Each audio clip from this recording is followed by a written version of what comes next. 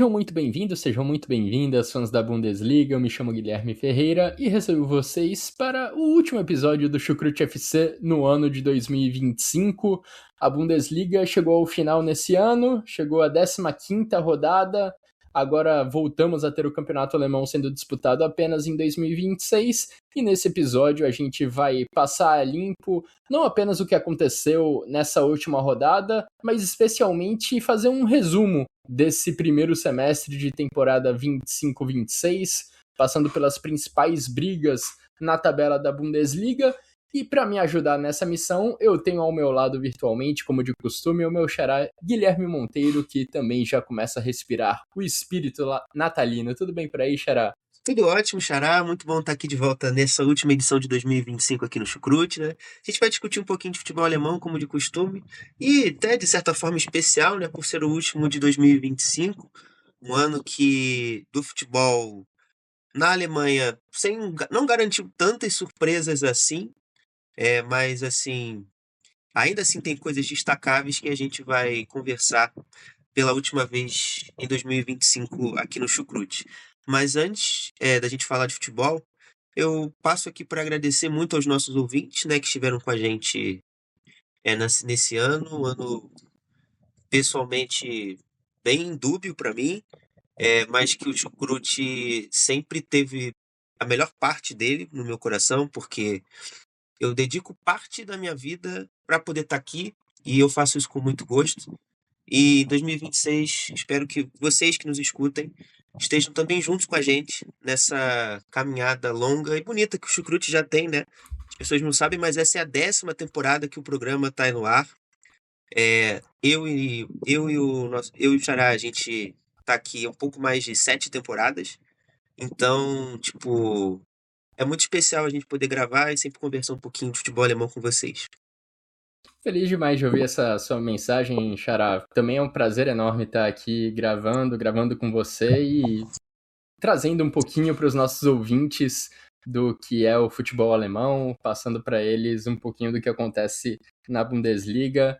Fico também feliz por fazer parte, pelo menos parcialmente, dessa história do Chucrute FC ao longo desses últimos anos e especialmente por ter a sua companhia em muitos episódios. E bom, depois desse momento de um pouco de nostalgia, de falar um pouco da nossa história aqui no Chucrute, vamos falar de futebol alemão, entrar na rodada desse último final de semana, a 15ª rodada da Bundesliga. Tivemos 3 resultados, estava até falando com o Xará antes da gente começar a gravar, né? Tivemos 3 placares de 0-0, o que não é muito normal numa rodada de Bundesliga. Augsburg e Werder Bremen, Stuttgart e Hoffenheim e São Paulo e Mainz ficaram sem gols nessa rodada. Então vamos focar mais no que aconteceu ao longo desse primeiro semestre de temporada 25-26. Vamos falar inicialmente da briga pelo título? Será que temos, de fato, uma briga pelo título da Bundesliga nessa temporada? O Bayern de Munique fecha o ano de 2025 líder extremamente isolado, com 9 pontos de vantagem sobre o segundo colocado, que é o Borussia Dortmund nesse momento. O Bayern de Munique com 41 pontos, o Borussia Dortmund com 32. Depois a gente tem Bayer Leverkusen e Leipzig empatados com 29 pontos. Curiosamente, nessa última rodada de 2025, a gente teve um confronto direto entre Leverkusen e Leipzig, disputado lá na Red Bull Arena e com vitória dos visitantes pelo placar de 3-1. Mas, tentando resumir o que aconteceu com essas 4 equipes ao longo desse último semestre, acho que nenhum dos times com maior potencial de perseguir o Bayern de Munique teve um semestre regular num alto nível. E aí eu me refiro justamente aos 3 perseguidores mais próximos do Bayern de Munique.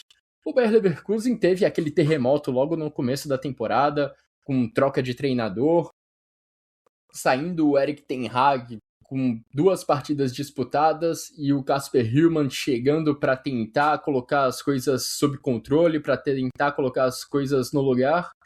Levou um tempo até o time conseguir engrenar na temporada, mas essa reta final acabou sendo positiva, 2 vitórias consecutivas e se firmando ali nas primeiras colocações. O Leipzig vinha em ótimo ritmo, mas acaba se despedindo de 2025 com 2 derrotas seguidas e em meio a vários desfalques, especialmente no ataque. Nesse último jogo contra o Bayer Leverkusen, no confronto direto que eu mencionei, o Leipzig não tinha Antônio Nusa, não tinha São Edraogo, não tinha Yan Diomandé, 3 peças que em momentos diferentes dessa temporada até aqui foram fundamentais para resultados positivos da equipe comandada pelo Ole Werner, que também está na sua primeira temporada no comando do Leipzig. E o Borussia Dortmund deixou escapar algumas vitórias pelos dedos nos minutos finais de partidas da Bundesliga. Dá para lembrar facilmente dos jogos contra Stuttgart, São Paulo e Hamburgo, em que o time liderava até os instantes finais, mas saiu de campo com um empate. E além disso, tem aquele assunto que nós já mencionamos no último episódio, Xará, as atuações pouco convincentes que acabam minando, que acabam gerando alguns questionamentos em relação ao trabalho do Nick Kovac. E tão importante quanto olhar a irregularidade desses 3 times é lembrar também dos confrontos diretos. O Bayern de Munique atropelou Leipzig e Leverkusen nesse primeiro turno de Bundesliga e também amassou o Borussia Dortmund no primeiro tempo disputado na Allianz Arena, assegurando a vitória na etapa final. Ou seja, além de uma regularidade em altíssimo nível, os bávaros Xará não deixaram os confrontos diretos deixarem dúvidas sobre qual o melhor time na Alemanha nessa temporada até o momento. Com certeza, né? O que deixa assim de saldo, principalmente para quem é competidor do Bayern nesse momento, é que não há concorrência. Isso e isso que para quem é de fora e não vê muito a liga com constância é algo meio deprimente. Mas assim, a gente vê que totalmente a temporada foi pautada para não haver uma concorrência, né? O Dortmund veio de um super mundial bem constante, com o treinador ainda tentando entender como tirar o melhor da sua equipe. Teve uma pré-temporada completamente reduzida e completamente caótica, causada pela eleição que só foi definida há um mês atrás, que gerou a eleição de Hans-Joachim Watzke, a presidência do clube agora. Pouquíssimos investimentos no plantel, muitas críticas. Então, um contexto completamente desfavorável. O Leipzig, por sua vez, também não facilitou em nada esse processo de aproximação. A equipe da Lipsia, né, em português, teve uma grande dúvida: qual treinador eu vou escolher? Vou ficar com o Ole Werner? Não vou ficar com o Ole Werner? Vou explorar o mercado? Vou querer o Paul Simonis, que acabou indo para o Wolfsburg? Então, ficou uma discussão, nada ia se resolvendo, e o tempo nessa fase de preparação é fundamental. O Leipzig já tinha uma base muito bem estabelecida, deixada pelos Outlaws, no sentido de bons jogadores no seu plantel. Faltava uma coisinha aqui e outra ali. E a gente ficou muito clarividente quando o Ole Werner assumiu de fato a equipe e ele colocou as peças nos seus devidos lugares, e o Leipzig amassou essa primeira metade de temporada em sentido de futebol. Tinha um futebol bonito, bonito nem tanto, mas um futebol competitivo, que eu acho que é o que o Leipzig tinha que ter em 2025-26. A temporada passada foi muito pesada. E o Ole Werner é esse profissional de trazer a estabilidade a contextos um pouco caóticos. Foi assim que ele fez no Werder Bremen e fez o que o Werder Bremen está hoje. Um time completamente equalizado, um time fixo em primeira divisão. Então, é o homem certo para o trabalho. Mas eu tenho uma questão. O Ole Werner talvez não seja o cara que o Leipzig precisa daqui a 2 anos. Ele é o cara que vai ser o estabilizador, mas talvez não seja o homem do próximo passo.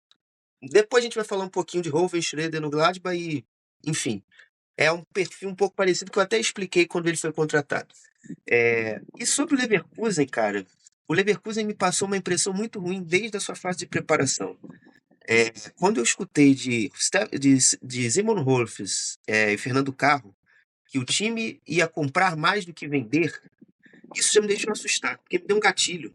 Lembrei do Torpe do John Textor, aí eu fiquei desesperado. Porque, cara, não existe no futebol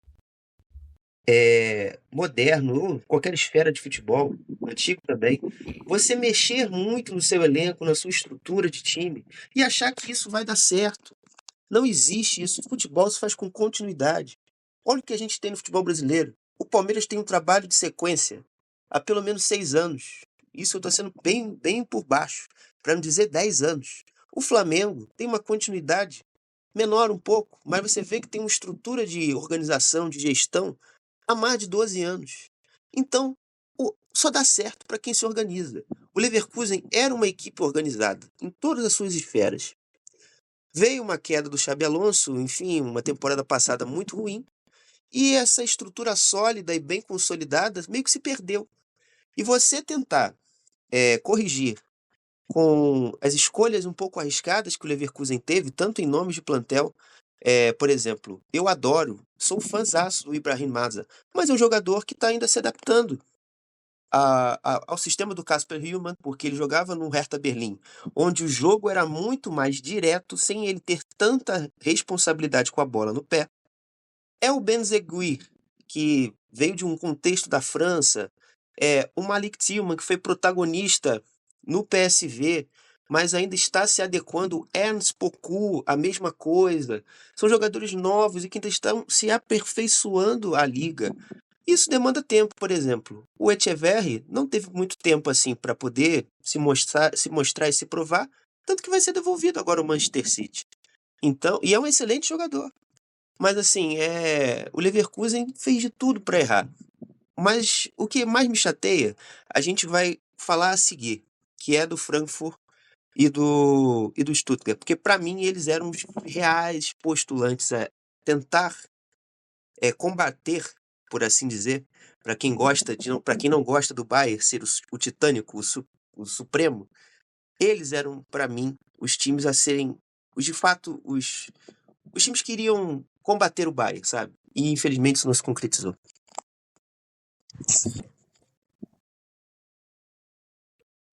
Você falou de reformulações, né, especialmente no Leipzig e no Leverkusen, e como isso pode ser danoso para o sucesso de uma equipe numa temporada, e concordo 100% com você. A questão é que é difícil que esses dois clubes consigam fugir desse ciclo, né, de pegar jogadores novos, desenvolver e depois vender. O Bayer Leverkusen até conseguiu manter por uma temporada aquele elenco vencedor do título invicto na Bundesliga sob o comando do Xabi Alonso, mas depois de uma temporada mantendo todo mundo, teve que reformular geral. E o Leipzig segue nesse ciclo já há bastante tempo, né? Quantos jogadores a gente não vê o Leipzig desenvolvendo em sua equipe, brilhando na Bundesliga e depois sendo vendido por dezenas de milhões de euros. Então, é uma questão bem mais profunda para esses clubes, né, e que vai além dessas temporadas. O Borussia Dortmund aí acho que já passa por questões diferentes que você também já mencionou, que tem um time com potencial para produzir um pouco mais, mas parece um pouco, talvez, limitado pelas escolhas e pelo comando do treinador. Agora, falando um pouco mais de Bayern de Munique, Xará, para a gente encerrar esse capítulo, a questão principal lá em Munique se chama Champions League. A gente já viu em temporadas recentes o Bayern de Munique fazer ótimos primeiros semestres de temporada, né? Ali de julho a dezembro, e depois acabar tropeçando em jogos importantes de Champions League que acabaram custando esse sonho maior da equipe na temporada, que é o título europeu. A grande expectativa do torcedor é que esse bom momento atravessado na primeira metade da temporada seja repetido, ou pelo menos tenha continuidade ao longo de janeiro a maio, que é quando o grande título europeu é decidido. E acho que o Bayern de Munique tem bons motivos para confiar que isso vai acontecer dessa vez. A gente tem um bom time sendo comandado pelo Vincent Kompany, a gente vê que é uma equipe muito bem organizada, que consegue ser dominante mesmo contra adversários de alto nível, como a gente viu na própria Champions League contra o PSG, mas que precisa ter regularidade e, por que não, também um pouco de sorte para conseguir ganhar alguns duelos contra super equipes em fases mais agudas de mata-mata. Tem o torcedor do Bayern de Munique que olha o copo meio vazio pode pensar no jogo contra o Arsenal lá em Londres, quando a equipe londrina foi claramente superior ao Bayern de Munique e venceu com justiça aquela partida. Mas acho que dá para pensar que o Bayern de Munique sim faz frente e tem capacidade para ser superior a praticamente qualquer equipe do primeiro escalão europeu. E queria saber, Xará, se você como você vê o Bayern de Munique para esse segundo semestre de temporada, se a equipe consegue, enfim, chegar a uma final de Champions League mais uma vez. Olha, é uma questão realmente bem interessante que você traz. Mas eu vejo assim, o Bayern, eu acho que ele está nessa temporada com um plantel, com gente com mais fome. Nossa, mas por que você acha isso? É, Nos últimos anos, a gente viu sempre o Bayern como se fosse uma grande novela, né? Com esses jogadores de free agency, de falta de contratos para os anos seguintes. Aí você entrava assim, em grandes novelas, Alfonso Davies, Sané e tantos outros, Lewandowski, Thomas Müller, essas grandes novelas que viram as renovações de contrato no Bayern. E aí o Uli Hoeneß, que para mim é o Carlos Augusto Montenegro, do Bayern de Munique, um cara desse que não tem que ter voz ativa dentro da instituição como o Bayern de Munique, é... e aí para tumultuar o ambiente, aí ele começa a ganhar o controle das narrativas, e aí fica muito difícil você às vezes até proteger uma parte de contexto ali, algo, se você blindar o clube, sabe, de certas situações que não dizem respeito às pessoas que botam a boca no trombone. E acho que nesse ano eu vejo um grupo, além de fechado, eu vejo um Bayern que já constituiu e fortaleceu toda uma estrutura de base de jogadores que vindo do Bayern Campus. Pô, o que o Carlos joga, o que o Stanisic joga, o que o Pavlovic joga. Você vê garotos que estão com fome, que querem vencer suas primeiras taças pelo clube. E você não tem nenhuma diva, né? Nenhuma diva pop, nenhuma Taylor Swift, Rosalía, Bad Bunny. Você não tem essa galera. Esse ano, juntaram os garotos e um cara que tem um futebol, para mim é um MVP do futebol 2025-26, que chama Harry Kane. Com o cara querendo, e o Luiz Dias também, esse cara, eu confesso, não conhecia muito o futebol dele, porque eu não vejo Premier League, eu vejo a Bundesliga e a segunda divisão, e às vezes a terceira liga. E é uma surpresa muito positiva, é um jogador muito insinuante, que dá uma característica de força de que o Bayern teve em outros anos, mas um ponta, além de ser forte, é um jogador com capacidade de fazer gol, de num para um não hesitar. Então eu acho que isso contribui muito para o jogo do Bayern. E eu acho também, eu vejo no Kompany um cara competente para conseguir levar o Bayern àquilo que ele quer. A gente viu que o Bayern sempre teve problemas defensivos. Esse ano você vê pouquíssimos problemas defensivos. Lógico, o nível de enfrentamento na Bundesliga talvez não seja um grande parâmetro, né? Porque você vê ontem, por exemplo, no jogo contra o Heidenheim, o Stefan Schima teve 3 bolas para fazer um gol. O Stefan Schima perdeu as 3 bolas. Mas enfim, a discussão não é essa. Mas é um time muito mais equilibrado nos momentos do jogo. Acho que a questão da mentalidade, como eu trouxe, é algo importante. E o Bayern eu acho que tem tudo para ser competitivo, sabe? O Olise é aquele cara também que tá com muita fome de conseguir alguma coisa maior ainda do que ele já conseguiu no Bayern. E o Bayern, cara, ele tem a receita para ganhar do PSG. Ele já ganhou uma vez. No Super Mundial era para ter vencido. Foi uma grande fatalidade. E, enfim, eu acho que o Bayern é um time pronto. O Bayern em 2025-26 está pronto para ser campeão das 3 competições que ele disputar. E ainda tem reforços para esse segundo semestre de temporada, né? O Alfonso Davies já atuou nas 2 últimas partidas do Bayern de Munique, está ali recuperando seu ritmo após sofrer uma lesão grave no joelho. E tem um tal de Jamal Musiala, que também está se recuperando de uma lesão grave sofrida na Copa do Mundo de Clubes no meio do ano. Deve voltar ao time ao longo do mês de janeiro e tem potencial para elevar ainda mais a qualidade desse setor ofensivo. Imagina só um quarteto ofensivo com Luiz Dias, Olise, Musiala e Harry Kane. É um quarteto ofensivo de muito respeito. Agora, Xará, para virar a página nesse episódio do Chucrute FC, vamos olhar um pouquinho mais abaixo na tabela, vamos falar um pouco sobre a briga por vaga em competições europeias. A gente já esperava ver Stuttgart e Eintracht Frankfurt envolvidos nessa disputa por vaga em Champions League, em Europa League. O Stuttgart fecha o ano de 2025 na sexta colocação, com um ponto a mais que o Eintracht Frankfurt, que é o sétimo colocado. O que a gente talvez não esperava, o time que mais surpreende nessa região da tabela é o Hoffenheim. O Hoffenheim fecha 2025 na quinta posição. E se essa posição for mantida, ou quem sabe até melhorada, vai ser a melhor colocação do clube na Bundesliga desde a temporada 2017-2018, quando o Julian Nagelsmann ainda era o treinador e a equipe ficou na terceira posição. Queria te ouvir, Xará, sobre essa disputa. Fique à vontade para começar pelo Hoffenheim ou pela parte que você já até mencionou de Stuttgart e Eintracht Frankfurt, que são equipes que você imaginava brigando um pouco mais acima na tabela. Meu amigo, você é um cara muito fã de esportes americanos, né? Eu não gosto tanto assim. Para quem me conhece sabe que eu gosto de esporte americano é o quê? Fórmula Indy. Não gosto de mais outra coisa, mas na NFL. E Fórmula 1 quando é lá nos Estados Unidos. Mais ou menos, viu? As pistas que tem lá eu acho horrorosas, mas enfim. Você é um cara muito fã de NFL, mas eu não sei se na NFL você tem um sistema de tancar, né? Que eles chamam no basquete na NBA.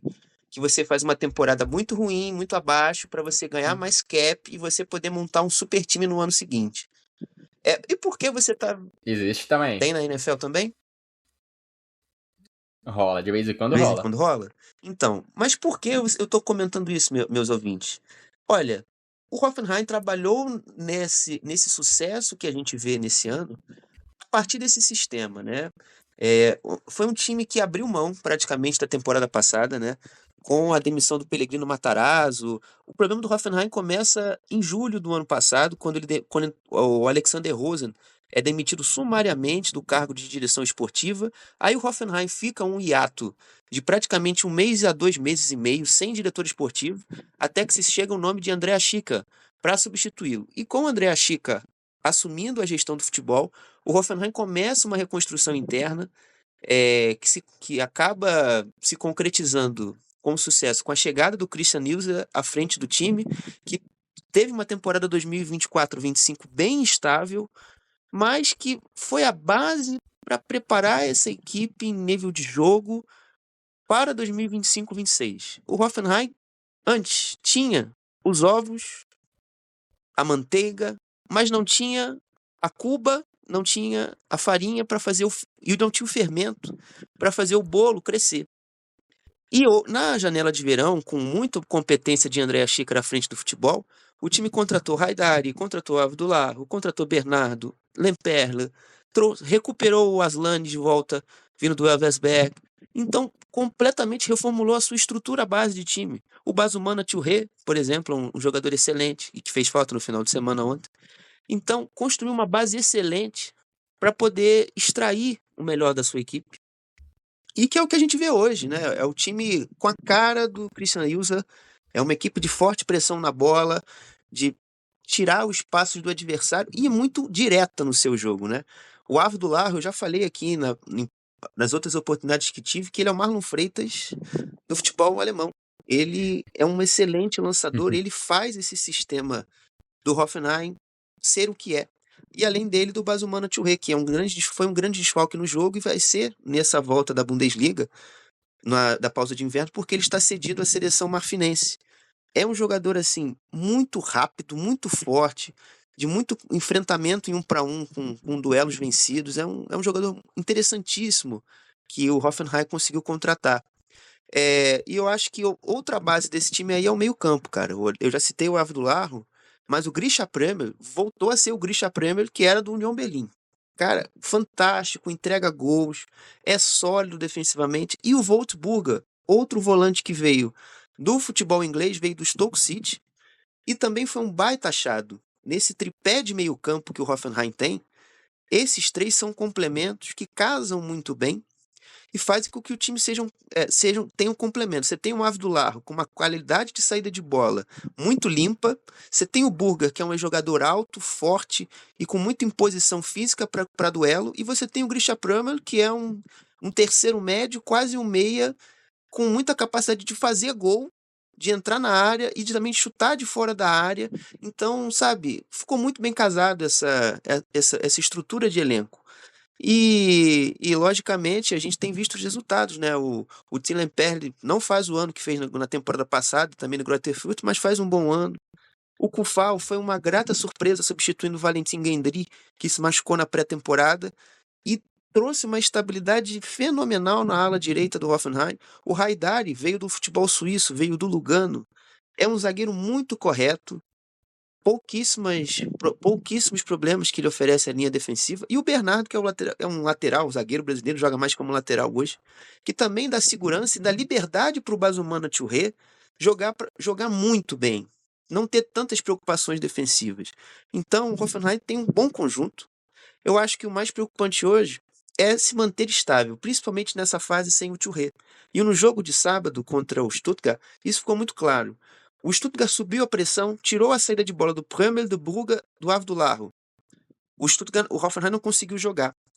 E nas poucas investidas que conseguia pelo lado esquerdo, o Alex Prass, que não é um ala de tanta força, tentando replicar os comportamentos do Basumana Touré, dessa força, desse 1 para 1 dos dribles e da velocidade, ele não conseguiu, ele teve muita dificuldade. Então o Hoffenheim foi um time apenas de bola longa em direção ao Lemperle ou Aslani e pouco produziu. Então eu acho que o Hoffenheim talvez ainda não tenha enfrentado a sua principal crise no campeonato, mas é um time que tem totais condições de fazer uma sequência de temporada muito forte, muito positiva, porque é um time que está estruturado, é um time que já entendeu o que tem que sair, o que tem que entrar, já fez o que a gente chama no jornalismo, né, de gatekeeper, aquilo que vai entrar na matéria, aquilo que vai sair da matéria.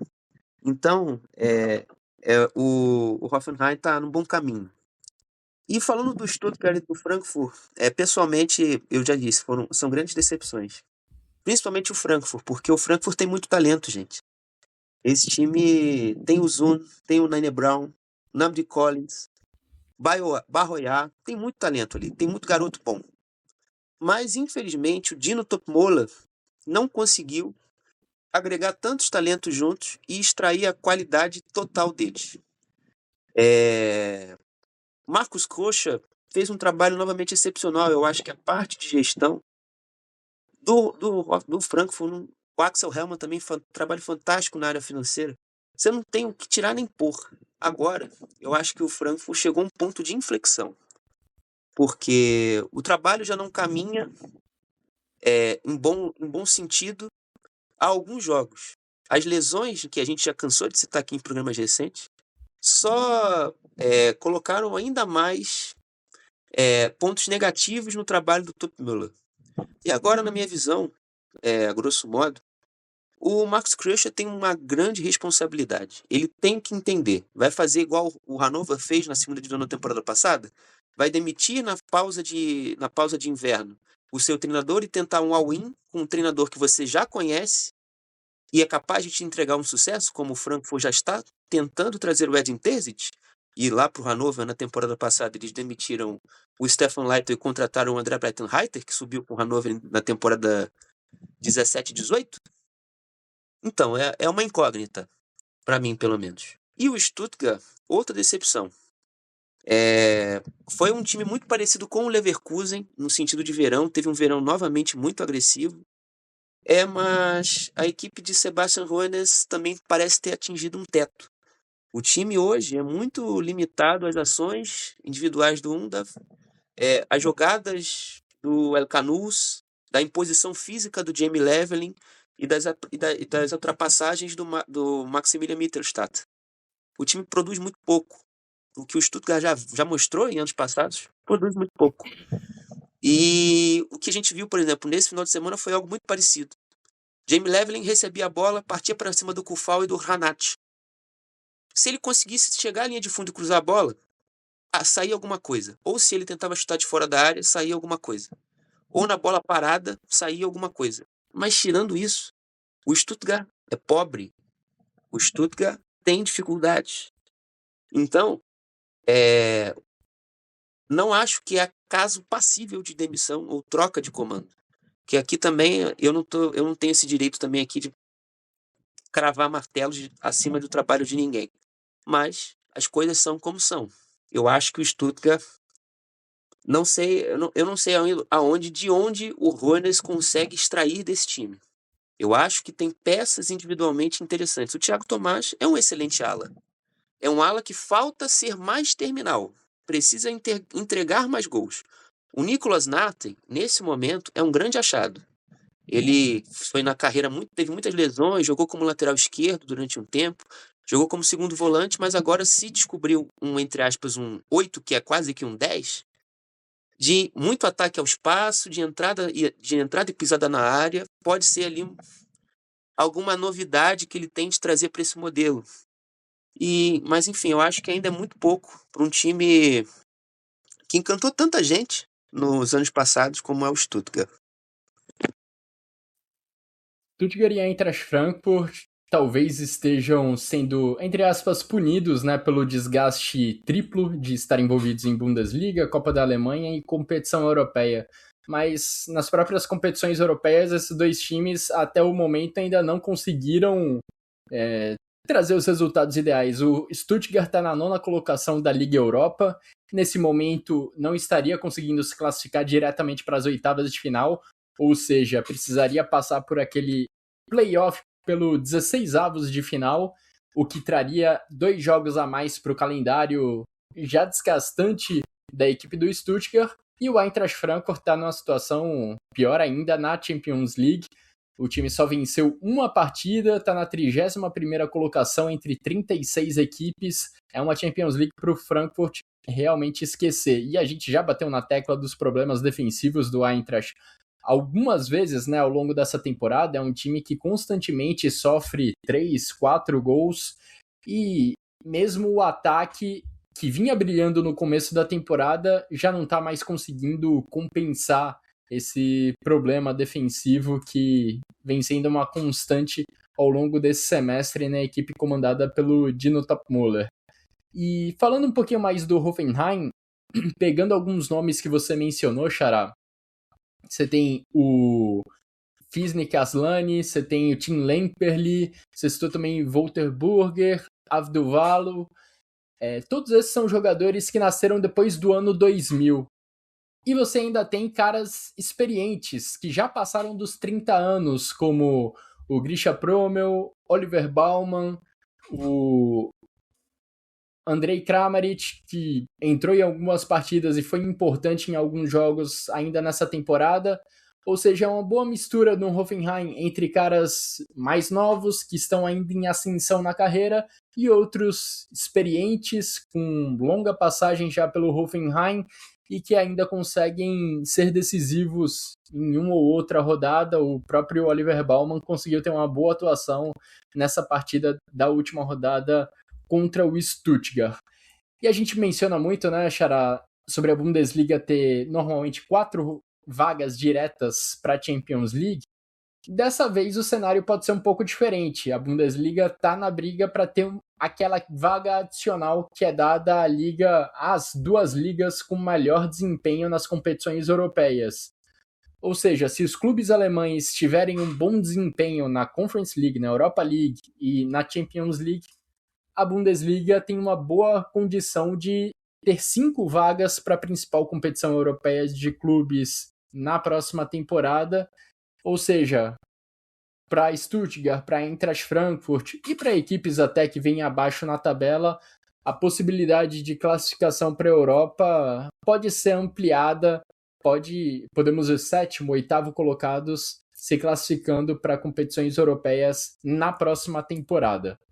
Mas agora, Xará, para a gente se encaminhar para o próximo capítulo nesse episódio, vamos falar da parte de baixo na tabela. Aquela galera que vê competição europeia como um sonho bem distante. Já tivemos, inclusive, 5 trocas de treinador nessa temporada da Bundesliga, e 4 delas foram entre os últimos 7 colocados na tabela. O Borussia Mönchengladbach já demitiu o Gerardo Zewani, tivemos também troca no Wolfsburg, no Augsburg e também na equipe do Mainz, e focando inicialmente no Mainz, que é o lanterna da tabela da Bundesliga nesse momento, com apenas 8 pontos somados após 15 rodadas. É curioso que em temporadas recentes a gente já teve lanternas na Bundesliga que ficaram bem desgarrados dos demais lá embaixo. Aconteceu em temporadas recentes com Schalke, com Greuther Fürth, com Darmstadt, por exemplo, e o Mainz é quem está seguindo esse caminho. O Heidenheim, que é o penúltimo colocado na tabela, tem 11 pontos, tem 3 pontos a mais, ou seja, a situação do Mainz pensando em permanência na Bundesliga, em permanência na elite, já fica bem complicada, né, Xará? Agora o clube tentou uma troca de comando, o Urs Fischer está comandando a equipe, conseguiu arrancar um empate lá na Allianz Arena contra o Bayern de Munique, mas agora, nesse último final de semana, num confronto direto, onde a equipe poderia dar um respiro maior na tabela, acabou ficando no 0-0 contra o São Paulo. Meu amigo, você destacava todas essas trocas de treinadores e tudo mais, o contexto que envolve essa disputa. Cara, eu te diria que o Mainz, ele tem em festa de roqueiro, ele tá dando fluoxetina pro Kurt Cobain, porque essa galera aí, que tá saindo no tapa, só é galera que gosta de jogar com time físico, uma equipe muito alta, de pressão muito alta, um jogo muito intenso, muito de rock and roll mesmo. Eu gosto de Rammstein. É a mesma coisa, você tá dando fluoxetina pro tio Lindemann. Pro tio Lindemann, é a mesma coisa. É o que o Mainz está fazendo. Tá indo completamente ao oposto que a galera tá fazendo. E assim, curiosamente, quem está fugindo à regra é que, na minha visão, que tem mais chance de escapar. Porque o Urs Fischer, ele envelhece como vinho. Cada ano, ele me surpreende, e positivamente, por assim dizer. Nesse início de trabalho no Mainz, ele manteve muitas das coisas que ele fez no Union, né? Principalmente essa plataforma de jogo em 5-3-2, 3-5-2, né? O 5-3-2 defensivamente e o 3-5-2 já com a parte ofensiva. Eu tenho gostado muito da opção que ele tem usado o Potulski como o seu central, né? Um zagueiro, porque é um zagueiro muito interessante na saída de bola, muito bem nas antecipações, tem uma qualidade de passe e consegue conversar melhor jogando com o Lee, o Zano e o Nibel, que para mim, nessa nova organização do Mainz, é quem saiu mais prejudicado. Ele foi recuado, não tem mais tanto corredor para ele correr. Em contrapartida, o Nadia Amiri talvez seja o mais beneficiado, sem tantas responsabilidades defensivas, e é um jogador assim de características que o Urs Fischer foi capaz de potencializar muito bem no Union Berlin, né? Eu cito aqui 3 jogadores: o Ingvartsen, o Geraldo Becker e o Max Kruse. Foram 3 perfis de segundo atacante que o Urs Fischer foi muito capaz de potencializar. Esse time, como eu já falei, perdeu um pouco do rock and roll do modelo de jogo do Bo Henriksen e se tornou ainda mais dependente do Amiri para criar situações de gol. Ele vai ser o cara que vai pegar a bola no meio campo, vai sair driblando 3 caras e vai arrumar um escanteio. Isso que eu espero do Mainz do Urs Fischer.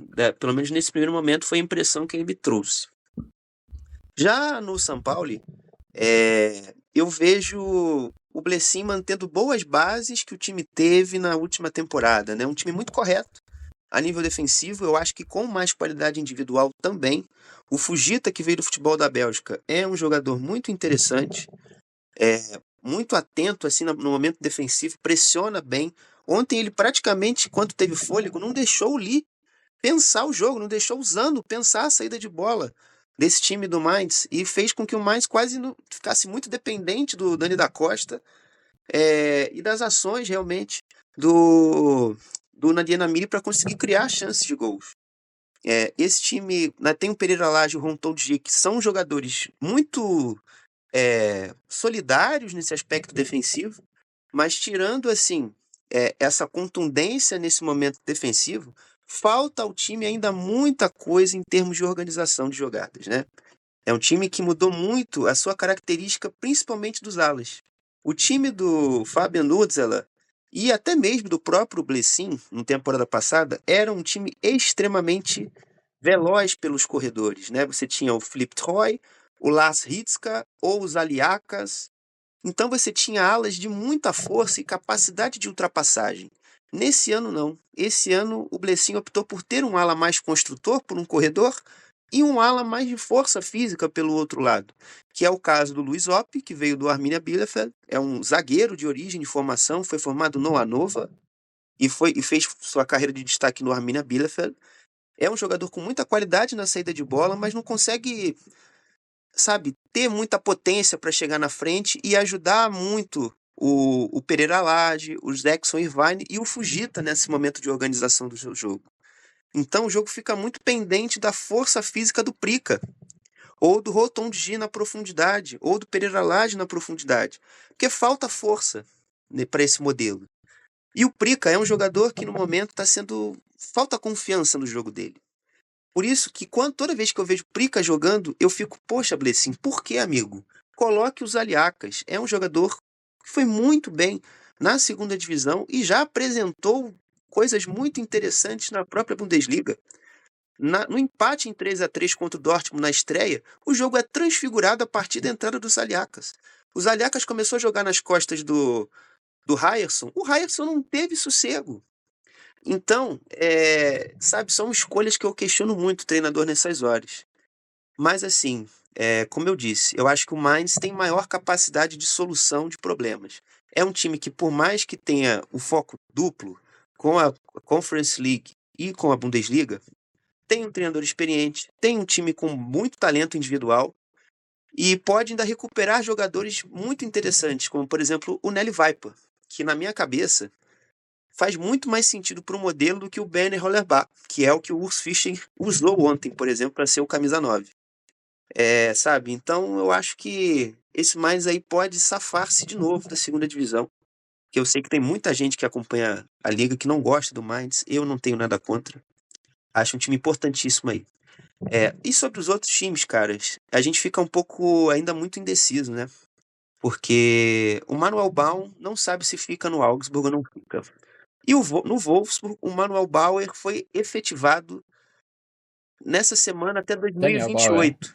Então, a gente não sabe nem o que vai ser dessas equipes daqui para frente. Já o Gladbach é diferente, né? O Gladbach é uma equipe que jogou as suas fichas do pôquer todas no Eugen Polanski e o Polanski faz um trabalho magnânimo no Gladbach. Eu até tinha separado aqui para falar uma coisa sobre o jogo e posso até falar agora rapidamente.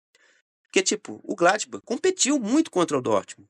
E é uma coisa que o Gladbach não faz há anos, contra o próprio Dortmund. Não à toa são 12 anos sem vencer o Dortmund no estádio, no Westfalenstadion. Então, foi um jogo muito interessante. O Neuhaus, sem sombra de dúvida, é um dos meias que fecha 2025 mais em alta na Alemanha. Ele e o Rocco Heitz, assim, num nível de futebol absurdo. Quem está em processo de evolução se chama Giovanni Reina, está jogando bem, conseguindo ter minutagem que ele não tinha no Dortmund, está fisicamente estável. O Jens Kastrop não pôde jogar nesse final de semana. Também é um jogador interessantíssimo que ele potencializou. E agora você está saindo dos bancos de reservas e você vê um garoto chamado Vahel Moria. Esse garoto tem 16 anos, joga na equipe sub-23, treinada atualmente por Oliver Kirsch, que nada mais nada menos foi jogador do Dortmund lá na época do Jürgen Klopp. Então, a gente tá ficando velho, né, amigo? Tá foda. Mas, enfim, o Vahel Moria é um excelente talento aí que tá começando a prosperar pelas bandas de Bokenberg, né, que é onde fica o campo do Gladbach. Então, cara, o Gladbach também tem insights muito positivos para a sequência da temporada.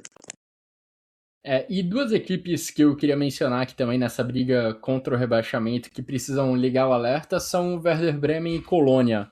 Em determinado momento, ali no começo da temporada, a gente viu com bons olhos o desempenho dessas duas equipes, mas o Bremen já tem 5 rodadas sem vencer e o Colônia 6.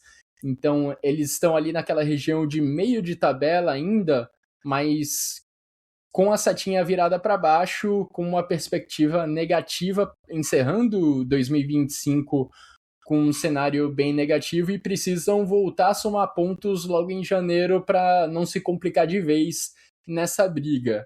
Em relação ao Mainz, você até citou o foco duplo da equipe nessa temporada. É curioso porque o Mainz tem 7 vitórias na temporada 25-26 e só uma delas foi na Bundesliga. 4 aconteceram na fase de liga da Conference League, onde o time conseguiu ficar entre os 8 primeiros colocados e, consequentemente, conquistou a classificação direta para as oitavas de final da competição europeia. Ou seja, o Mainz da Bundesliga tem uma cara, o Mainz europeu tem outra, conquistando resultados que parecem ser de equipes diferentes, mas será algo para os Fischer administrar ao longo desse primeiro semestre de 2026, tentar sair da zona de rebaixamento da Bundesliga, enquanto também compete em um mata-mata europeu. E, bom, agora em 2026 a gente tem muitas equipes, né, envolvidas, potencialmente envolvidas nessa briga contra o rebaixamento. Do Heidenheim, que é o penúltimo colocado, até o Werder Bremen, que é o 10º, a gente tem uma diferença de apenas 6 pontos. Então tem muita gente embolada, muita coisa ainda vai se encaminhar nos meses de janeiro, fevereiro, março, para a gente saber realmente quem vão ser os times mais ameaçados com mais gravidade de rebaixamento. Xará, acho que a gente deu uma passada legal pela tabela da Bundesliga, fez um bom resumo do que aconteceu ao longo desse primeiro semestre de temporada, mas para não deixar passar os resultados que aconteceram nessa 15ª rodada, eu vou passar aqui rapidamente por eles. A rodada foi aberta na sexta-feira, com vitória do Borussia Dortmund sobre o Borussia Mönchengladbach por 2-0. Já no sábado tivemos a vitória do Union Berlim contra o Colônia por 1-0. Tivemos 2 empates em 0-0 no sábado, entre Augsburg e Werder Bremen e entre Stuttgart e Hoffenheim. Esse eu até já tinha mencionado no começo do programa. Tivemos ainda o empate em 1-1 entre Hamburgo e a Eintracht Frankfurt. E o jogo que basicamente acumulou todos os gols disponíveis do sábado de manhã na Bundesliga foi o Wolfsburg contra Freiburg. O Freiburg venceu por 4-3, apesar de um hat-trick de Pesinovic para a equipe dos Lobos. Ainda no sábado tivemos a vitória do Bayer Leverkusen sobre o Leipzig por 3-1. E aí já no domingo, outro empate em 0-0, esse entre Mainz e São Paulo. E fechando a rodada tivemos o Bayern de Munique goleando o Heidenheim por 4-0. E agora, Xará, já que passamos bem pela tabela da primeira divisão e pelos principais destaques desse semestre de Bundesliga, quero te ouvir sobre a segunda divisão, sobre a Zweite Bundesliga. Bom, caros ouvintes, eu vou tentar ser o mais sintético possível aqui sobre a segunda divisão, que teve nessa 17ª rodada boas novidades, né? Por exemplo, o Schalke perdeu, gente. O Schalke ainda perde 2025. No último jogo do ano, Rainer Backhaus, um torcedor do Schalke e treinador do Eintracht Braunschweig, com tatuagem e tudo, inclusive do Schalke. Ele disse na quinta-feira, na coletiva pré-jogo, que venceu o Schalke por 2-1. E no final do jogo, Miron Muslic, treinador do Schalke, disse que estava decepcionado, mas muito orgulhoso do time, porque de fato é uma virada de chave da água para o vinho. Quem vê o Schalke jogando em fevereiro e vê o Schalke de dezembro, fala, pô, esse não é o mesmo clube que acabou a temporada passada para o que está agora. O meu outro destaque vai para a vitória do Nuremberg contra o Hannover. O Hannover começou o jogo muito bem. Bendy Kallmann, o atacante gordo que faz gol para burro, ele tem 10 gols, é o terceiro maior artilheiro do campeonato da segunda divisão. Um atacante que veio do futebol da Polônia e faz muito gol, é um excelente jogador no geral. Mas o Hannover foi completamente envolvido pela fisicalidade do time de Miroslav Klose. E nisso se destaca para mim Adriano Grimaldi, um jogador de 33 anos, fez a assistência para o gol de empate de Rafael Lubach ao final do primeiro tempo, e no segundo tempo uma nova jogada em bola longa, porque foram assim que os gols do Nuremberg saíram, uma bola de Fábio Gruba, a distância para o Zoma, que veio do futebol da Itália, do Albino Leffe, um time da terceira divisão da Itália. marcou o 2-1 e faz com que o Nuremberg feche 2025 menos dolorido, porque foi uma temporada que começou muito bem, o Nuremberg tinha chances de subir na temporada passada para a Bundesliga e depois teve um fracasso muito grande de março a maio e depois entrou numa crise profunda que até começou a temporada como postulante a cair para a terceira divisão. Mas o Miroslav Klose novamente apresenta um poder de reação dentro da crise muito grande e fez com que o Nuremberg se recuperasse na temporada aí e fechando o primeiro turno ali na 8ª posição, sem muitos transtornos e uma equipe competitiva do Nuremberg. Já, para mim, um dos jogos mais interessantes da final de semana que foi Paderborn e Darmstadt. As equipes empataram em 2-2, né? O Darmstadt fez um bom jogo no primeiro tempo, mas administrou muito mal a vantagem que construiu com Marco Richter marcando aos 4 minutos e Kilian Corredor marcando aos 37. No segundo tempo, Ralf Kettermann, treinador do Paderborn, promoveu algumas mexidas e nessas mexidas completamente mudaram a partida. O Paderborn começou a sufocar com cruzamentos e uma loucura de bolas do Laurin Kurda para a área, né? O Laurin Kurda é o ala esquerdo do Paderborn, enchendo de cruzamento para o Sven Mitchell, para o Stefan Tiggs. E nessas situações de bolas cruzadas para a área, um desempenho muito fraco da defesa do Darmstadt, que num dos primeiros lances deu o gol para o Mika Bauer, que é um dos grandes volantes dessa temporada da segunda divisão. Esse garoto, junto com o El Faozi do Schalke, são bons volantes que a segunda divisão revela para o futebol alemão na temporada. Diminuiu para 2-1 e no finalzinho de jogo, um pênalti inventado pela DFB, como sempre. Ultimamente tem sido muito comum esse tipo de situação. O grande Sebastian Klaas, companheiro de meio campo de Mika Bauer, empatou o jogo em 2-2 e trouxe um resultado péssimo para as duas equipes. O Darmstadt não consegue encostar no Schalke, tampouco o Paderborn, ficaram empatados.